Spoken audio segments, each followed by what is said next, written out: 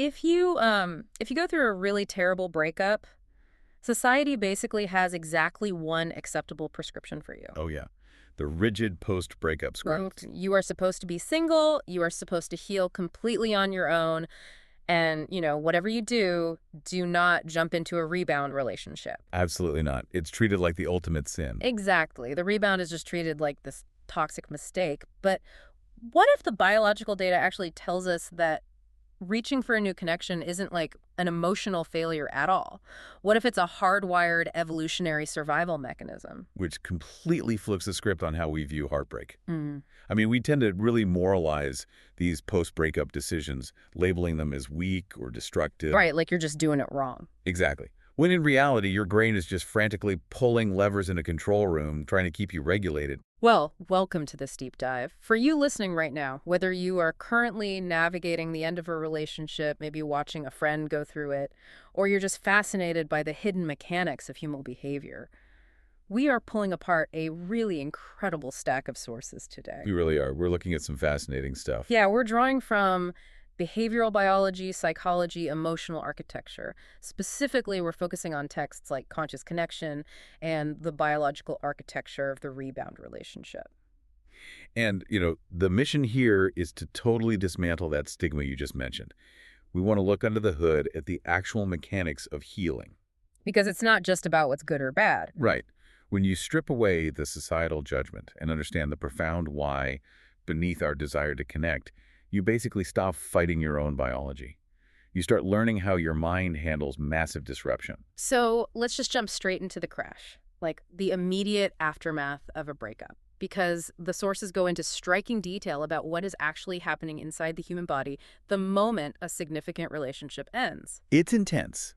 It's really not just a purely emotional experience where you rationally decide to be sad. No, your body essentially revolts. It is a systemic shock. Mhm. And to understand why, we have to look at how the brain maps a relationship over time. Okay, lay that out for us. Well, when you are deeply connected to someone, your brain doesn't just categorize them as like a fun addition to your week. It fundamentally rewires its baseline to include their presence as a condition for your neurological stability. Oh, wow. So they become part of your foundation. Exactly. You have this constant, reliable drip of dopamine, which drives your motivation and reward centers, and oxytocin, which is the bonding hormone that signals safety to your nervous system. So you're basically building a biological infrastructure around this other person. Precisely. They become part of your biological homeostasis. So when the relationship suddenly ends, that entire infrastructure just collapses. Right. The dopamine and oxytocin drop off a cliff. Yeah. And in response, your brain doesn't just think, oh, I'm sad. It perceives a literal threat to your survival. Wait, really? So a broken heart is basically the brain reacting as if, like, a tiger is chasing it. Functionally, yes. Because historically speaking, isolation meant danger. It Right. meant death. Oh, that makes so much sense. Right, so when your primary source of safety disappears, your brain's alarm system trips. It floods your bloodstream with cortisol, which is the primary stress hormone. Which explains so much of the physical fallout. Exactly.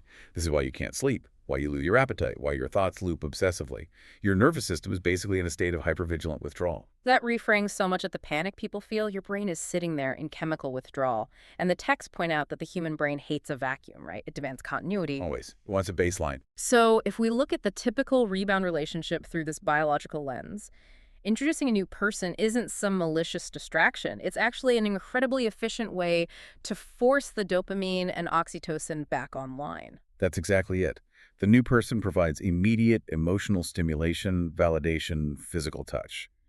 The alarm bells quiet down. The tiger goes away. Right. The nervous system gets a moment to settle because the brain says, okay, we have a connection again. We are safe. It almost feels like, well, think about it like this. If you've been driving all night and you're dangerously sleep deprived, so you pull over and chug a massive sugary energy drink. Oh, I like that analogy. Yeah, you aren't committing a moral failing by drinking it. Your body is just screaming for a quick chemical fix to keep the engine running. That's a very practical way to look at it. You are artificially forcing your baseline back up just to function. But I have to push back on that a little bit. Because an energy drink is objectively bad for you in the long run. It doesn't replace actual sleep. So isn't jumping into a rebound just, kicking the emotional crash down the road? Doesn't the bill eventually come due? It absolutely does. Hmm. And that's exactly why the sources introduce a vital distinction here, the difference between relief and recovery. Okay, break that down for us. Oh. Because from the inside, if I'm the one drinking the energy drink or, dating the new person, I probably feel fantastic. How do I know the difference? Well, relief is a surface-level soothing. It manages the immediate severe symptoms of withdrawal. The panic stops. Right, you feel better. You feel better temporarily. But recovery is structural. Recovery involves processing the loss, Hmm. untangling your identity from your ex-partner, and integrating the experience so it actually changes your future behavior. So it goes deeper. Much deeper. Relief pauses the pain, but recovery metabolizes it. Which means it must be incredibly easy for our brains to confuse the two. If the pain starts because I'm distracted by someone new, I'm just going to naturally assume I've recovered. And that exact phenomenon is what the texts call the illusion of healing. The illusion of healing. Yeah. Yeah. The new relationship creates forward momentum. You are going to new restaurants, having new conversations. There's warmth where there used to be this really uncomfortable void. So you tell yourself and probably everyone around you that you have completely moved on. Exactly. But the unresolved emotions haven't evaporated. They're just Staying in the waiting room? sitting in the waiting room. They are stored in your somatic memory, literally in your physical body and in your subconscious thought patterns. And because they haven't been metabolized, they inevitably start leaking into the new dynamic. And the sources are really specific about this. They outline 3 subtle signals that the past isn't actually resolved, even if you feel completely infatuated with the new person.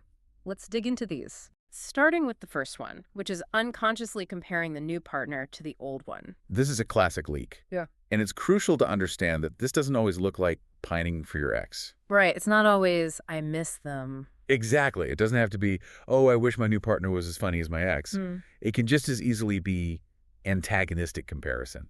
Like, thank goodness this new person actually listens to me. My ex never did. Oh, that's really interesting because on the surface, that sounds like a compliment to the new person. You're praising them. You are. But the mechanism beneath the praise is the problem.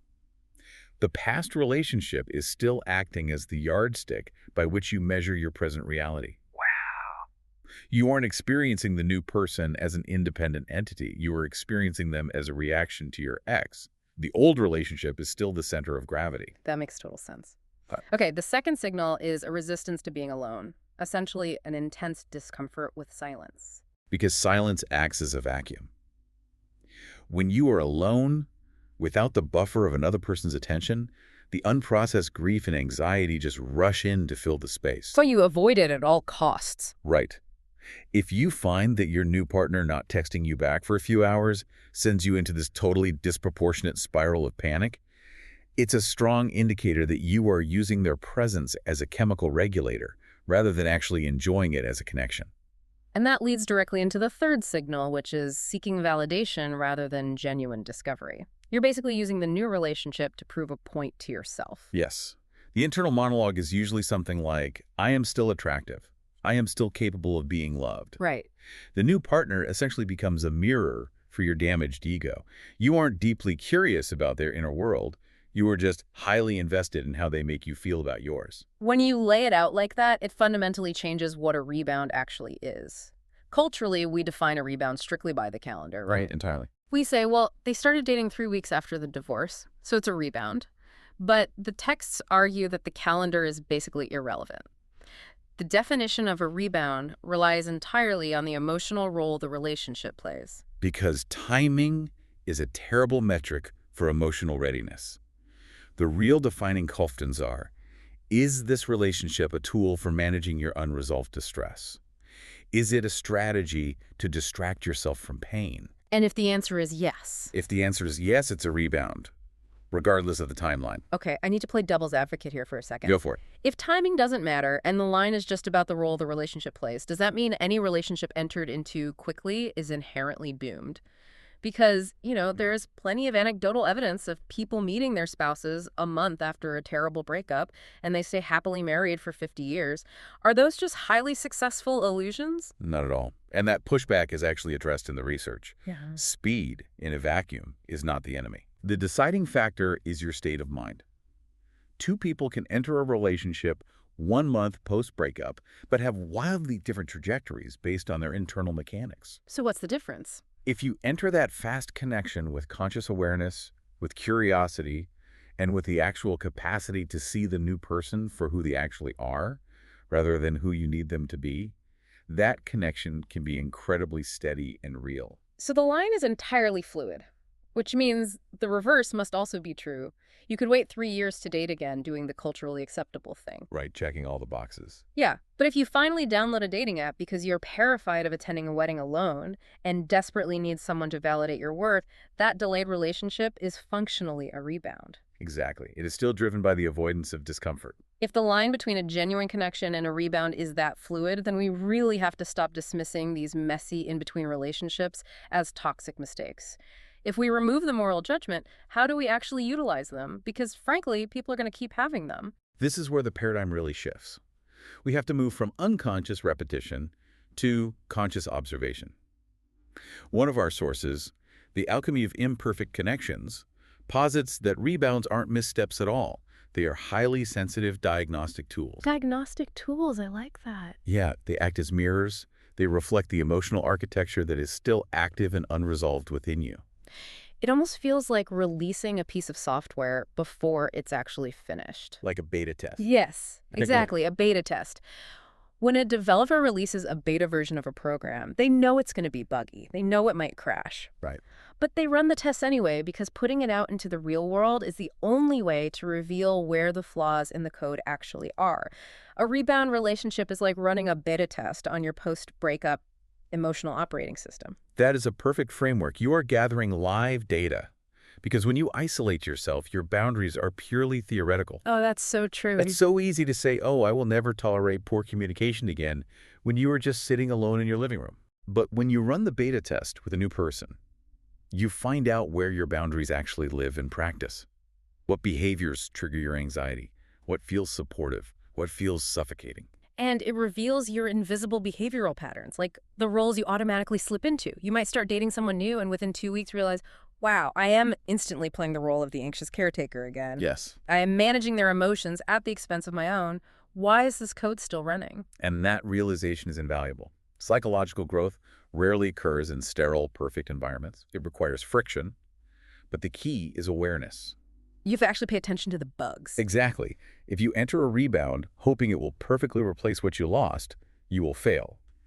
But if you stop labeling the experience as a success or a failure based solely on whether it lasts forever, its value completely transforms. It stops being an escape hatch and becomes a profound educational experience. You stop asking, is this my soulmate? And start asking, what is this dynamic teaching me about myself? You treat the experience as informative. Which puts you back in the driver's seat. You transition from being a passive victim of a breakup to an active architect of your own emotional landscape. Okay, so let's say we've run the beta test. We've gathered the data, we've seen the bugs, we know where the code is crashing. The logical next step is the actual repair work. How do we take these insights and intentionally heal, rather than just endlessly running new beta tests with different people? This brings us to the concept of the space between. And the sources make a very sharp distinction here that we need to highlight. Time alone does not heal. Wait, really? Because time heals all wounds is probably the most universally accepted piece of breakup advice on the planet. It's a pervasive myth. Time alone only creates distance. Okay, explain that. You can sit on a couch for 5 years after a breakup, entirely isolated. But if you are just numbing yourself with television and resentment, you haven't healed. You are just 5 years older, with the exact same unexamined trauma. Wow. Intention is what transforms chronological distance into psychological growth. So how do we apply that intention? What does navigating the space between actually look like in practice? The space between is the void between an ending and a true new beginning. It is inherently uncomfortable, and the first step is simply allowing it to exist without rushing to fill it. Which is incredibly hard. It is. But when you can tolerate that discomfort, 3 distinct active processes can begin. Let's break those down for the listener, because this is where the theory becomes actionable. The first process is reflection. But the texts clarify that reflection isn't about ruminating or obsessively reliving the pain, right? Right. Ruminating is just spinning your wheels. Intentional reflection is analytical. It's looking at the autopsy of the past relationship and asking, what core needs of mine were met? What needs were starved? Where did I compromise my values to keep the peace? The second process is emotional processing, which Honestly, sounds like therapy jargon. How do we actually do that? Emotional processing is moving from a cognitive understanding of your feelings to a somatic one. Hmm. It's the difference between thinking I am sad and actually closing your eyes, feeling the physical tightness in your chest, and letting that sensation exist without trying to intellectualize it or immediately text someone to make it go away. It's metabolizing the emotional energy through the body. You have to actually feel it to exhaust it. Yes. And that leads to the third process, which is reconnection with self.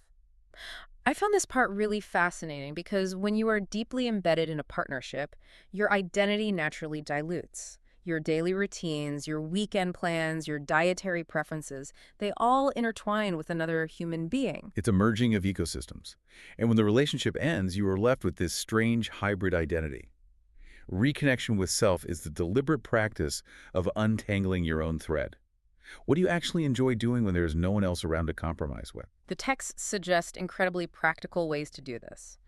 Journaling your emotional patterns so you can view them objectively rather than drowning in them.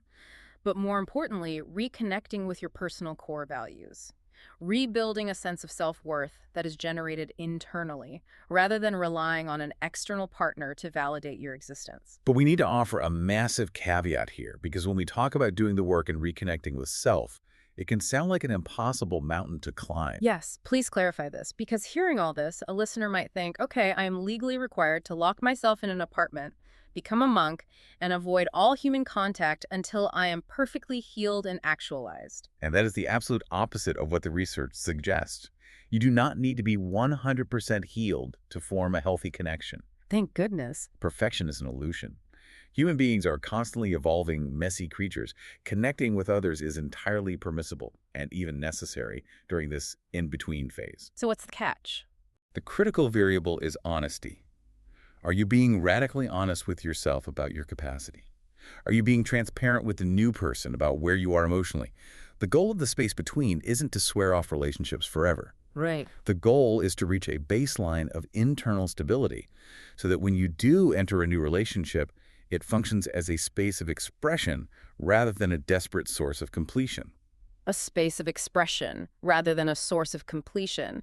That shift in gravity just changes everything.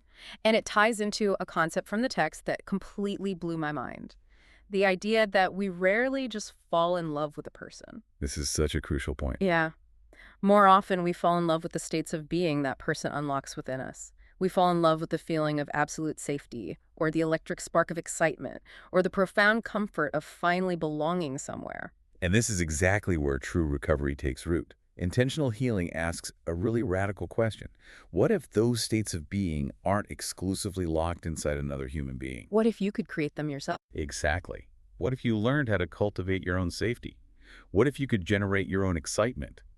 When you stop viewing a partner as the sole distributor of these emotional states, you strip away the desperation. Let's wrap up the journey we took today because we covered a massive amount of ground. We started with the literal biological shock of a breakup, the plummeting dopamine and the cortisol spikes that make us crave the rapid chemical regulation of a rebound. We examined how easily our brains confuse temporary relief with structural recovery. And we explored the subtle leaks that prove the past isn't fully metabolized, like using a new partner as a yardstick or an ego boost. We reframed the entire concept of the rebound. We stopped defining it by the calendar and started looking at its emotional function. We learned how to use those imperfect, fast connections as diagnostic beta tests to reveal our boundaries and our invisible patterns. And finally, we unpacked the space between. We dispelled the myth that time alone heals, replacing it with the actionable processes of reflection, somatic processing, and internal reconnection. We mapped the journey from reacting to your discomfort to observing it and ultimately metabolizing it. For you listening, whether you are in the chaotic early days of a breakup or simply analyzing your past patterns, the core takeaway is this: observe your own code. The first aid kit for your emotional architecture isn't hidden in someone else's validation. It is built through your own conscious awareness.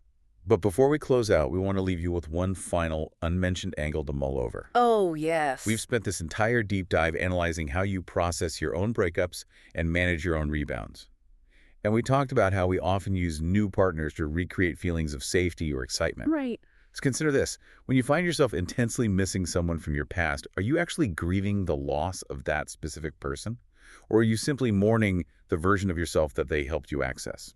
And if it's the latter, what's stopping you from accessing that version of yourself on your own today? That is a fascinating lens to view your own grief through. Let that question echo a bit. Thank you so much for joining us for this deep dive. We hope it gave you a new schematic for how you operate. As always, stay curious, stay resilient, and keep the spark alive.